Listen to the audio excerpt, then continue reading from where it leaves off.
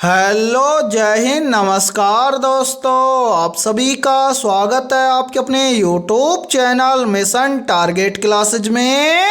आज के इस क्लास में हम रेलवे ग्रुप डी परीक्षा 2025 के लिए बहुत ही इम्पोर्टेंट क्वेश्चन लेकर आए हैं। और मेरे भाई ये सभी क्वेश्चन आपके रेलवे ग्रुप डी एग्जाम 2025 के लिए भी इम्पोर्टेंट रहेंगे, इसलिए इस क्लास को आपको कंप्लीट देखना है। और इस क्लास के एंड में आपको बताना है कि आपके टोटल कितने क्वेश्चन सही होते हैं। और यदि आप इस चैनल से पहली बार जुड़े हैं तो इस चैनल को कर लीजिए सब्सक्राइब और बेल आइकन को प्रेस करना, ताकि ऐसी शानदार क्लास का नोटिफिकेशन आपको सबसे पहले देखने को मिले। तो चलिए शुरू करते हैं आज के इस क्लास को बिना देरी के।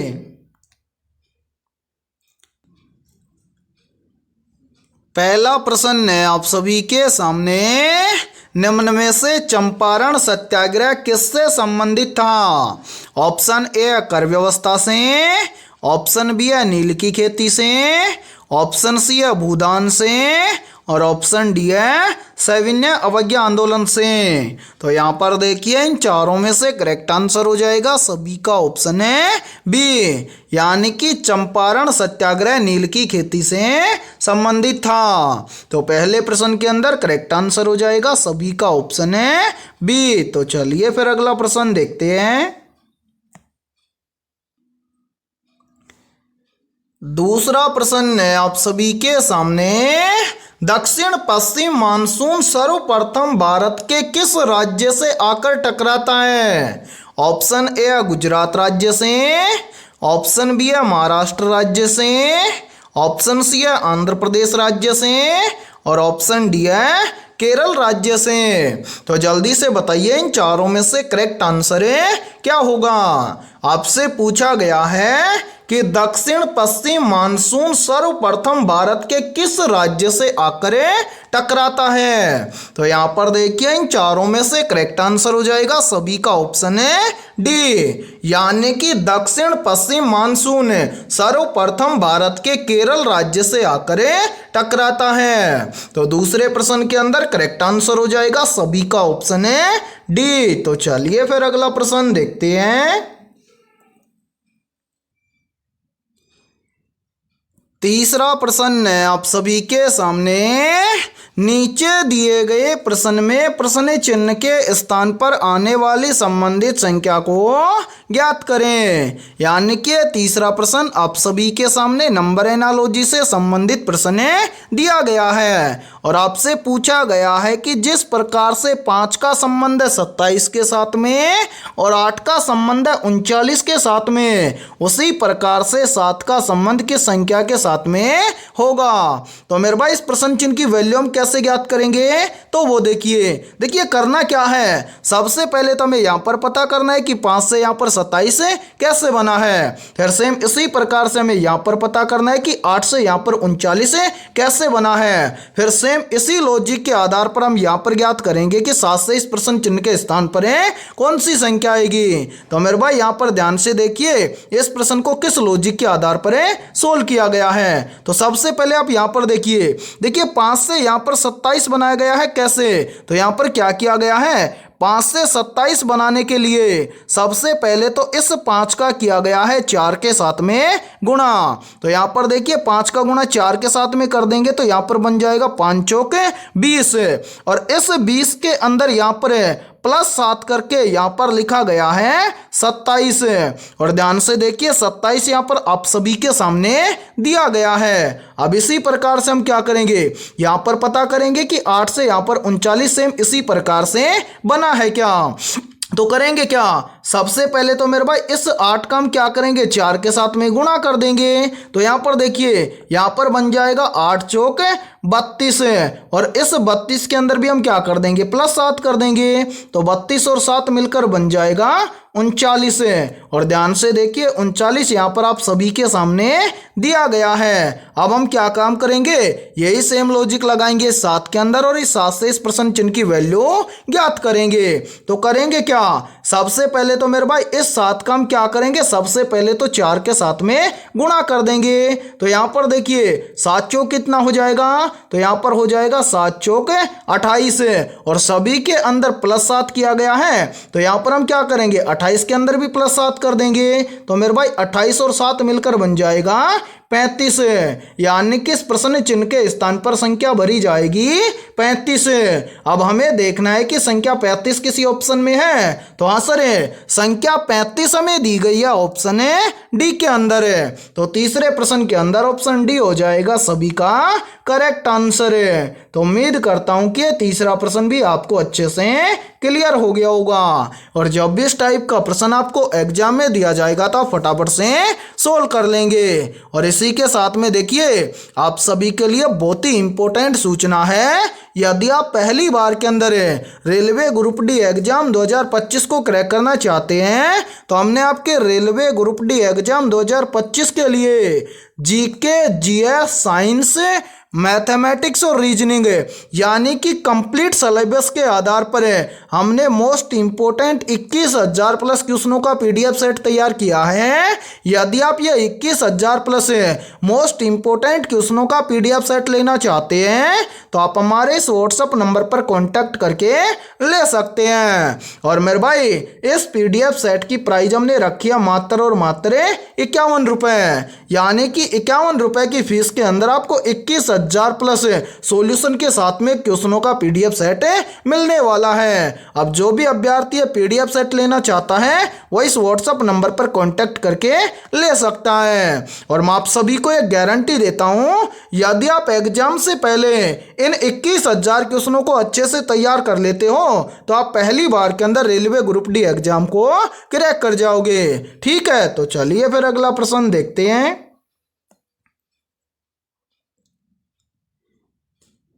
चौथा प्रश्न है आप सभी के सामने, नीचे दी गई श्रृंखला श्रेणी को पूरा करें। यानी कि चौथा प्रश्न आप सभी के सामने सीरीज से संबंधित प्रश्न दिया गया है। तो मेरे भाई इस टाइप के प्रश्न को आप एग्जाम में देखते ही फटाफट से कैसे सोल्व करेंगे तो वो देखिए आपके सामने जो सीरीज दिया गया है, इस सीरीज के अंदर आपको अल्फाबेट लेटर भी दिए गए हैं और संख्या भी दी गई है, यानी कि नंबर भी दिया गया है। तो इस टाइप की सीरीज को आप एग्जाम में देखते ही फटाफट से कैसे सोल्व करेंगे तो वो देखिए जब भी इस टाइप का सीरीज आपको एग्जाम में दिया जाए तो आपको क्या करना है, सबसे पहले तो आपको अल्फाबेट लेटर को सोल्व करना है। कैसे, तो यहां पर देखिए सबसे पहले हमें यहां पर दिया गया है बी, उसके बाद में दिया गया है जी के बाद में दिया गया है एल के बाद में दिया गया है क्यू। अब क्यू के बाद में हमसे पूछा गया है कि अगला अल्फाबेट लेटर क्या आएगा। तो सबसे पहले ये सभी अल्फाबेट लेटर कितने नंबर पर आते हैं ये देखो, यहां पर देखिए पहला लेटर है बी आता है मेरे भाई कितने नंबर पर, 2 नंबर पर है। इसके बाद में देखिए अगला अल्फाबेट लेटर है जी कितने नंबर पर आता है, तो मेरे भाई जी आता है 7 नंबर पर, तो यहां पर हम लिख देंगे 7 है। उसके बाद में क्या है एल कितने नंबर पर आता है, एल आता है 12 नंबर पर, यहां पर हम लिख देंगे 12। उसके बाद में देखिए एल के बाद में क्या है क्यू कितने नंबर पर आता है, तो मेरे भाई क्यू आता है 17 नंबर पर है। अब यहां पर देखिए हमें क्या करना है, क्यू के बाद में अगला लेटर ज्ञात करना है। कैसे, तो वो देखिए सबसे पहले इन सभी संख्याओं को देखिए बी आता है 2 नंबर पर, जी आता है 7 नंबर पर, तो 2 से कितना बन रहा है 7 है। तो 2 से 7 कैसे बनेगा, तो यहां पर देखिए यदि हम 2 के अंदर क्या कर दें +5 कर दें तो 2 और 5 मिलकर बन जाएगा 7 है। फिर देखिए जी से कितना बन रहा है, यानी कि जी से बन रहा है एल, यानी कि 7 से बन रहा है 12। 7 से 12 कैसे बनेगा, तो यहां पर भी देखिए यदि हम 7 के अंदर क्या कर दें +5 कर दें तो 7 और 5 मिलकर बन जाएगा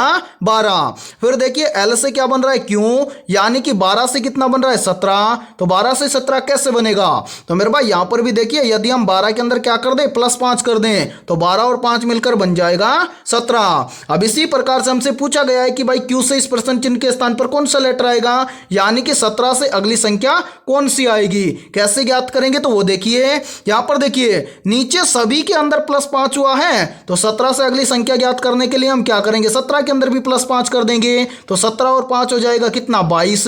तो मेरे भाई 22 नंबर पर कौन सा अल्फाबेट लेटर आता है, तो 22 नंबर पर अल्फाबेट लेटर आता है वी, यानी कि इस पहले प्रश्न चिन्ह के स्थान पर अल्फाबेट लेटर भरा जाएगा वी।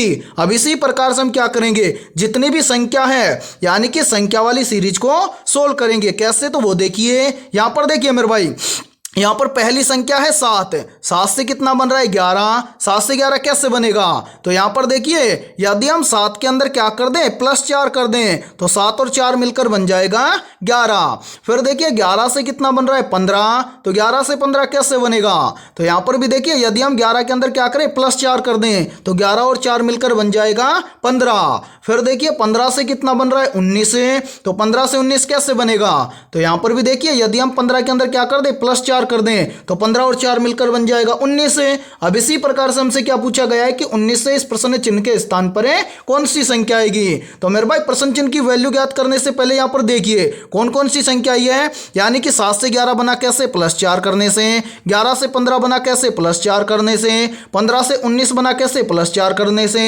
तो 19 से अगली संख्या निकालने के लिए हम क्या कर देंगे, 19 के अंदर भी कर देंगे +4, तो मेरे भाई 19 और 4 मिलकर बन जाएगा 23, यानी कि इस दूसरे प्रश्न चिन्ह के स्थान पर संख्या भरी जाएगी 23।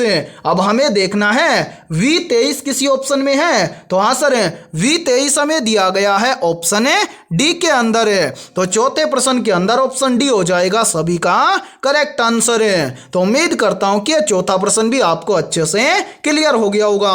और मेरे भाई इस प्रश्न को थोड़ा सा समझाने में टाइम लगा है, लेकिन जब भी आप इस टाइप का प्रश्न आपको एग्जाम में दिया जाएगा तो आप फटाफट से सोल्व कर लेंगे, ठीक है। तो चलिए फिर अगला प्रश्न देखते हैं।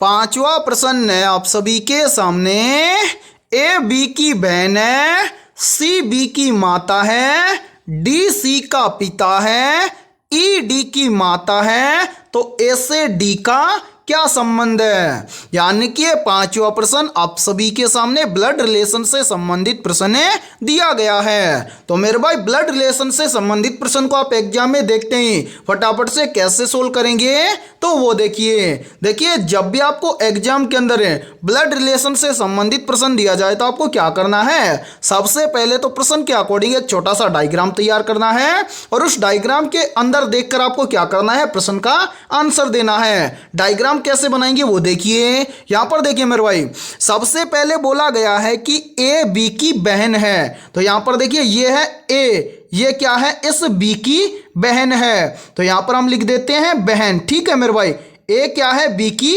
बहन है। इसी प्रकार से देखिए आगे बोला गया है कि सी बी की क्या है, माता है, तो यहां पर देखिए यहां पर कौन है, ये सी है, और ये क्या है मेरे भाई, बी की माता है, यहां पर हम लिख देते हैं माता, ठीक है। इसी प्रकार से आगे देखिए आगे बोला गया है कि डी सी का पिता है, ठीक है, यानी कि यहां पर देखिए ये कौन है, सी माता है, यहां पर माइनस लगा देंगे, ठीक है मेरे भाई। यहां पर देखिए यानी कि डी क्या है, इस सी का पिता है, तो यहां पर डी पिता है तो यहां पर प्लस लगा देंगे, और यहां पर हम लिख देते हैं पिता, ठीक है, यानी कि डी क्या है, सी का पिता है। अब इसी प्रकार से आगे देखिए आगे बोला गया है कि ई डी की माता है, यानी कि यहां पर देखिए ये डी है, इसकी माता है कौन, ई, तो यहां पर हम लिख देते हैं ई क्या है, माता, तो यहां पर हम लिख देते हैं माता, ठीक है। अब आपसे क्या पूछा गया है, आपसे पूछा गया है ए से डी का क्या संबंध है, यानी कि जो ये ए है इसका इस डी से क्या संबंध है, ये आपसे पूछा गया है। तो मेरे भाई यहां पर समझिए, देखिए यहां पर ए बी क्या है, दोनों बहनें हैं, ठीक है, यानी कि ए बी की बहन है, और बी की माता कौन है, सी है, और सी का पिता कौन है, डी है, यानी कि ए की माता का पिता ए का क्या लगेगा, तो मेरे भाई ए की माता का पिता ए का लगेगा नाना, ठीक है, यानी कि ए का डी से संबंध हो जाएगा नाना का। अब हमें देखना है कि नाना शब्द किसी ऑप्शन में है, तो हाँ सर नाना शब्द हमें दिया गया है ऑप्शन बी के अंदर है, तो पांचवें प्रश्न के अंदर ऑप्शन बी हो जाएगा सभी का करेक्ट आंसर है। तो उम्मीद करता हूं कि पांचवा प्रश्न भी आपको अच्छे से क्लियर हो गया होगा, और जब भी इस टाइप का प्रश्न आपको एग्जाम में दिया जाएगा तो आप फटाफट से सोल्व कर लेंगे, ठीक है। तो चलिए फिर अगला प्रश्न देखते हैं। छठा प्रश्न है आप सभी के सामने, नालंदा विश्वविद्यालय की स्थापना किसने की थी? ऑप्शन ए है समुद्रगुप्त ने, ऑप्शन बी है हर्षवर्धन ने, ऑप्शन सी है कुमारगुप्त ने और ऑप्शन डी है अशोक ने। तो यहाँ पर देखिए इन चारों में से करेक्ट आंसर हो जाएगा सभी का ऑप्शन है सी, यानी कि नालंदा विश्वविद्यालय की स्थापना की थी कुमारगुप्त ने। तो छठे प्रश्न के अंदर करेक्ट आंसर हो जाएगा सभी का ऑप्शन है सी। तो चलिए फिर अगला प्रश्न देखते हैं। सातवां प्रश्न है आप सभी के सामने, भारत का एकमात्र सक्रिय ज्वालामुखी किस द्वीप पर स्थित है? वेरी वेरी इंपॉर्टेंट प्रश्न है ये, तो जल्दी से बताइए इन चारों में से करेक्ट आंसर है क्या होगा। आपसे पूछा गया है कि भारत का एकमात्र सक्रिय ज्वालामुखी किस द्वीप पर स्थित है? तो यहाँ पर देखिए इन चारों में से करेक्ट आंसर हो जाएगा सभी का ऑप्शन है ए, यानी कि भारत का एकमात्र सक्रिय ज्वालामुखी बैरन द्वीप पर स्थित है। तो सातवें प्रश्न के अंदर करेक्ट आंसर हो जाएगा सभी का ऑप्शन है ए। और मेरे भाई इस क्लास के अंदर आपको एंड तक बने रहना है, क्योंकि इस क्लास के अंदर हमने बहुत ही इंपॉर्टेंट क्वेश्चनों को कवर किया है और सेम इसी प्रकार के क्वेश्चन आपके एग्जाम के अंदर पूछे जाते हैं। और देखिए इस क्लास के अंदर जितने भी क्वेश्चन होंगे सभी के सभी क्वेश्चन आपके एग्जाम के लिए इंपॉर्टेंट होंगे। ठीक है, तो चलिए फिर अगला प्रश्न देखते हैं। आठवां प्रश्न है आप सभी के सामने, किसी वस्तु की चाल में परिवर्तन करने के लिए किसकी आवश्यकता होती है? ऑप्शन ए है बल की, ऑप्शन बी है घर्षण की, ऑप्शन सी है तापमान की और ऑप्शन डी है दाब की। तो यहाँ पर देखिए इन चारों में से करेक्ट आंसर हो जाएगा सभी का ऑप्शन है ए, यानी कि किसी वस्तु की चाल में परिवर्तन करने के लिए बल की आवश्यकता होती है। तो आठवें प्रश्न के अंदर करेक्ट आंसर हो जाएगा सभी का ऑप्शन है ए। तो चलिए फिर अगला प्रश्न देखते हैं। नौवां प्रश्न है आप सभी के सामने, भारतीय दलहन अनुसंधान केंद्र कहाँ स्थित है? ऑप्शन ए है तारापुर में, ऑप्शन बी है नागपुर में, ऑप्शन सी है कानपुर में और ऑप्शन डी है उधमपुर में। तो यहाँ पर देखिए इन चारों में से करेक्ट आंसर हो जाएगा सभी का ऑप्शन है सी, यानी कि भारतीय दलहन अनुसंधान केंद्र कहाँ पर स्थित है? तो मेरे भाई ये कानपुर के अंदर स्थित है। तो नौवें प्रश्न के अंदर करेक्ट आंसर हो जाएगा सभी का ऑप्शन है सी। तो चलिए फिर अगला प्रश्न देखते हैं। 10वां प्रश्न है आप सभी के सामने, निम्न में से झूलन गोस्वामी का संबंध किस खेल से है? ऑप्शन ए है क्रिकेट खेल से, ऑप्शन बी है शूटिंग खेल से, ऑप्शन सी है हॉकी खेल से और ऑप्शन डी है निशानेबाजी खेल से। तो यहाँ पर देखिए इन चारों में से करेक्ट आंसर हो जाएगा सभी का ऑप्शन है ए, यानी कि झूलन गोस्वामी का संबंध है क्रिकेट खेल से। तो 10वें प्रश्न के अंदर करेक्ट आंसर हो जाएगा सभी का ऑप्शन है ए। और मेरे भाई यहाँ पर देखिए यदि ये क्लास आपको पसंद आ रही है तो जल्दी से एक बार इस क्लास को लाइक कर दीजिए, और यदि आप इस चैनल से पहली बार जुड़े हैं तो इस चैनल को कर लीजिए सब्सक्राइब और बेल आइकन को प्रेस करना, ताकि ऐसी शानदार क्लास का नोटिफिकेशन आपको सबसे पहले देखने को मिले। और मेरे भाई आप सभी के लिए इससे भी बहुत ही महत्वपूर्ण सूचना है, क्या हमारा एक दूसरा यूट्यूब चैनल है मिशन टारगेट क्लासेज के नेम से, और मेरे भाई उस चैनल पर रोज शाम को 7 बजे आपके ग्रुप डी एग्जाम के लिए मॉक टेस्ट होता है। तो जो भी बच्चा ये मॉक टेस्ट देना चाहता है हमारे mission target classes YouTube channel को आप जरूर सब्सक्राइब करें। और इसी के साथ में हर महीने की 15 और 25 तारीख, यानी कि मेरे भाई ये 2 तारीख है, 15 और 25 तारीख है, तो इन दोनों तारीखों को 15 और 25 तारीख को पूरा 100 नंबर का पेपर भी इसी यूट्यूब चैनल पर होता है। तो mission target advocate YouTube channel को आप जरूर सब्सक्राइब करें और बेल आइकन को प्रेस करना, ताकि जितने भी पेपर हों उनका नोटिफिकेशन आपको सबसे पहले देखने को मिले। तो चलिए फिर अगला प्रश्न देखते हैं।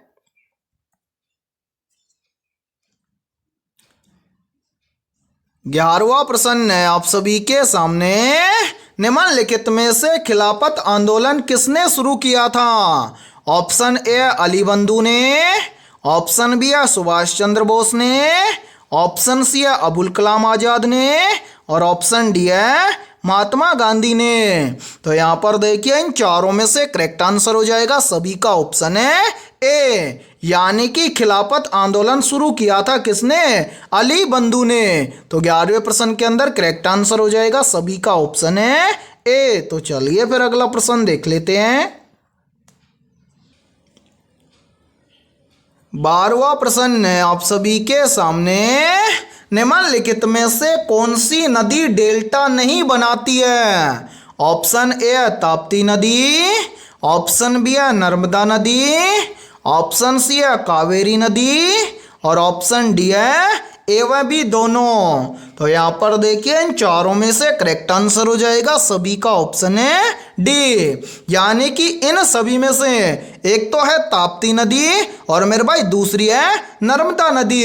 ये दोनों नदियां डेल्टा नहीं बनाती हैं। तो 12वें प्रश्न के अंदर करेक्ट आंसर हो जाएगा सभी का ऑप्शन है डी। तो चलिए फिर अगला प्रश्न देखते हैं। 13वां प्रश्न है आप सभी के सामने।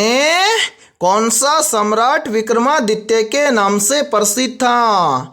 Option A Samudragupta, option B है चंद्रगुप्त द्वितीय, ऑप्शन सी है स्कंदगुप्त और ऑप्शन डी है हर्षवर्धन। तो यहाँ पर देखिए इन चारों में से करेक्ट आंसर हो जाएगा सभी का ऑप्शन है बी, यानी कि चंद्रगुप्त द्वितीय विक्रमादित्य के नाम से प्रसिद्ध था। तो 13वें प्रश्न के अंदर करेक्ट आंसर हो जाएगा सभी का ऑप्शन है बी। तो चलिए फिर अगला प्रश्न देखते हैं। 14वां प्रश्न है आप सभी के सामने। महात्मा गांधी जल विद्युत बांध किस नदी पर स्थित है? तो यहाँ पर देखिए इन चारों में से करेक्ट आंसर हो जाएगा सभी का ऑप्शन है बी, यानी कि महात्मा गांधी जल विद्युत बांध शरावती नदी पर स्थित है। और इसी के साथ में देखिए यहीं से काफी बार पूछा जाता है कि महात्मा गांधी जल विद्युत बांध किस राज्य में स्थित है? तो याद रखना महात्मा गांधी जल विद्युत बांध कर्नाटक राज्य में स्थित है। तो 14वें प्रश्न के अंदर करेक्ट आंसर हो जाएगा सभी का ऑप्शन है बी। ठीक है, तो चलिए फिर अगला प्रश्न देखते हैं। 15वां प्रश्न है आप सभी के सामने। वीरता पुरस्कार पाने वाली भारतीय वायुसेना की पहली महिला अधिकारी कौन है? मेरे भाई वेरी वेरी इंपॉर्टेंट प्रश्न है ये, और इस प्रश्न पर आप स्टार जरूर लगा लेना, क्योंकि इस बार एग्जाम के अंदर ये प्रश्न छप सकता है। तो यहाँ पर देखिए इन चारों में से करेक्ट आंसर हो जाएगा सभी का ऑप्शन है सी, यानी कि वीरता पुरस्कार पाने वाली भारतीय वायुसेना की पहली महिला अधिकारी है दीपिका मिश्रा। तो 15वें प्रश्न के अंदर करेक्ट आंसर हो जाएगा सभी का ऑप्शन है सी। तो चलिए फिर अगला प्रश्न देखते हैं। 16वां प्रश्न है आप सभी के सामने। कॉफी का प्रमुख उत्पादक राज्य कौन सा है? Option A Maharashtra, option B है तमिलनाडु, ऑप्शन सी है कर्नाटक और ऑप्शन डी है केरल। तो यहाँ पर देखिए इन चारों में से करेक्ट आंसर हो जाएगा सभी का ऑप्शन है सी, यानी कि कॉफी का प्रमुख उत्पादक राज्य है कर्नाटक। तो 16वें प्रश्न के अंदर करेक्ट आंसर हो जाएगा सभी का ऑप्शन है सी। तो चलिए फिर अगला प्रश्न देखते हैं। 17वां प्रश्न है आप सभी के सामने। नवीन जलोढ़ मिट्टी को क्या कहा जाता है? मैंने अभी आपको बताया था कि नई जलोढ़ मिट्टी या नवीन जलोढ़ मिट्टी को क्या कहा जाता है। तो मेरे भाई यहाँ पर देखिए करेक्ट आंसर हो जाएगा सभी का ऑप्शन है सी, यानी कि नवीन जलोढ़ मिट्टी को कहा जाता है खादर। ठीक है, तो 17वें प्रश्न के अंदर सभी अभ्यर्थियों का राइट आंसर होगा ऑप्शन है सी। तो चलिए फिर अगला प्रश्न देखते हैं। 18वां प्रश्न है आप सभी के सामने। दूसरा गोलमेज सम्मेलन कब हुआ था? ऑप्शन ए 1930 में, ऑप्शन बी है 1931 में, ऑप्शन सी है 1932 में और ऑप्शन डी है 1935 में। तो जल्दी से बताइए इन चारों में से करेक्ट आंसर है क्या होगा। आपसे पूछा गया है कि दूसरा गोलमेज सम्मेलन कब हुआ था। तो यहाँ पर देखिए इन चारों में से करेक्ट आंसर हो जाएगा सभी का ऑप्शन है बी, यानी कि वर्ष 1931 में दूसरा गोलमेज सम्मेलन हुआ था। तो 18वें प्रश्न के अंदर करेक्ट आंसर हो जाएगा सभी का ऑप्शन है बी। तो चलिए फिर अगला प्रश्न देखते हैं। 19वां प्रश्न है आप सभी के सामने।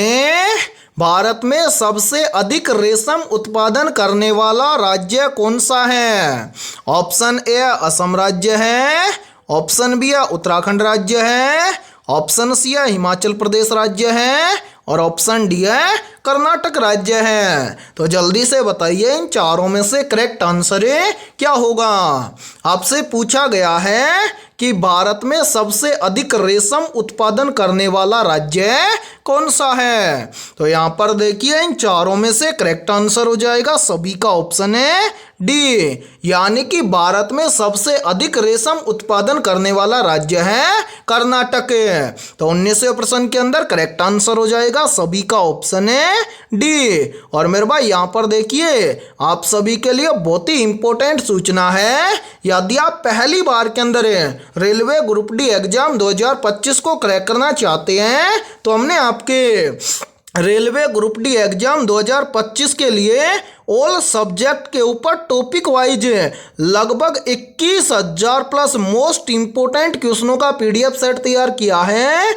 यदि आप ये पीडीएफ सेट लेना चाहते हैं तो आप हमारे इस व्हाट्सएप नंबर पर कांटेक्ट करके ले सकते हैं। व्हाट्सएप नंबर है 7374826893। ये हमारा व्हाट्सएप नंबर है। इस व्हाट्सएप नंबर पर आप कांटेक्ट करके इस पीडीएफ सेट को ले सकते हैं। और मेरे भाई इस पीडीएफ सेट की प्राइस हमने रखी है मात्र और मात्र 51 रुपये, यानी कि 51 रुपये की फीस के अंदर आपको मोस्ट इंपोर्टेंट 21,000 प्लस क्वेश्चनों का पीडीएफ सेट दिया जाएगा। और मैं आप सभी को एक गारंटी देता हूँ, यदि आप एग्जाम से पहले इन 21,000 क्वेश्चनों को अच्छे से तैयार कर लेते हो तो आप पहली बार के अंदर रेलवे ग्रुप डी एग्जाम को क्रैक कर जाओगे और सभी क्वेश्चन आपको सॉल्यूशन के साथ में मिलने वाले हैं। तो जल्दी से जाइए और इस व्हाट्सएप नंबर पर आप कांटेक्ट करके इस पीडीएफ सेट को ले लीजिए और एग्जाम से पहले अपनी तैयारी को मजबूत बना लीजिए। ठीक है, तो चलिए फिर अगला प्रश्न देखते हैं। 20वां प्रश्न है आप सभी के सामने। साइना नेहवाल का संबंध किस खेल से है? तो यहाँ पर देखिए इन चारों में से करेक्ट आंसर हो जाएगा सभी का ऑप्शन है डी, यानी कि साइना नेहवाल का संबंध है बैडमिंटन खेल से। तो 20वें प्रश्न के अंदर करेक्ट आंसर हो जाएगा सभी का ऑप्शन है डी। और मेरे भाई आप हमारे दूसरे यूट्यूब चैनल को जरूर सब्सक्राइब करना। यूट्यूब चैनल का नाम है मिशन टारगेट क्लासेज। क्यों सब्सक्राइब करना है? क्योंकि उस यूट्यूब चैनल पर ग्रुप डी एग्जाम के लिए हर रोज शाम को 7 बजे आपको प्रैक्टिस सेट देखने को मिलेगा। तो उस प्रैक्टिस सेट को आप जरूर दिया करें, क्योंकि आपको पहली बार के अंदर ग्रुप डी के अंदर सिलेक्शन लेना है। ठीक है, और मेरे भाई आज की इस क्लास के अंदर इतना ही। यदि ये क्लास आपको पसंद आई है तो तो जल्दी से एक बार इस क्लास को जल्दी से लाइक कर दीजिए। और यदि आप इस चैनल से भी पहली बार जुड़े हैं तो इस चैनल को भी आप जरूर सब्सक्राइब करना और साथ में बेल आइकन को प्रेस करना, ताकि इस यूट्यूब चैनल पर जितने भी क्लासेज हों उन सभी क्लासों का नोटिफिकेशन आपको सबसे पहले देखने को मिले। और आज की इस क्लास के अंदर भी हमने 20 बहुत ही इंपॉर्टेंट क्वेश्चन करवाए हैं। इन 20 में से आपके कितने क्वेश्चन सही हुए हैं सभी को कमेंट सेक्शन के अंदर कमेंट करके बताना है। और आज की इस क्लास के अंदर कुछ क्वेश्चन हार्ड थे, इसलिए जिन भी अभ्यर्थियों के इन 20 में से लगभग 15 प्लस क्वेश्चन सही हुए हैं तो समझना उनकी तैयारी भी बेहतर है। तो फिर मिलते हैं ऐसे ही बेहतरीन क्वेश्चनों के साथ सुबह 7 बजे।